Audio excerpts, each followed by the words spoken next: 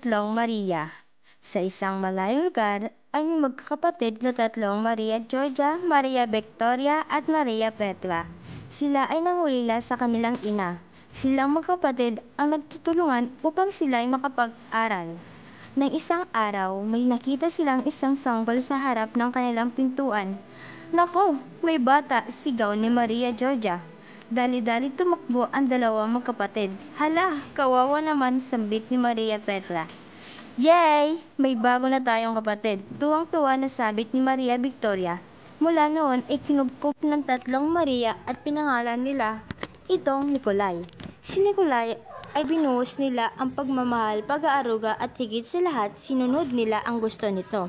Dumating ang araw ni Nikolay ang tatlong Maria, sabay-sabay Nikolay binuksan ang regalo. Ang regalo naman ni Maria Georgia ay bola at kay Maria Petra ay pala at ang regalo naman ni Victoria ay tsinelas.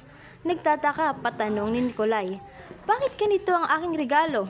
Hindi lamang umikmik ang tatlong Maria. Sa sunod naman binuksan ang pangadalawang regalo, nakuha niya ay lobo mula kay Maria Georgia at tabo naman kay Maria Victoria at medyas naman kay Maria Petra. "Bakit ganito?" Tuwang tanong ni Nikolay.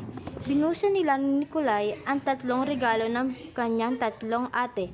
Nakuha niya ang gitara mula sa regalo mula kay Maria Georgia, kutsara naman kay Maria Victoria, at kuting naman kay Maria Petra.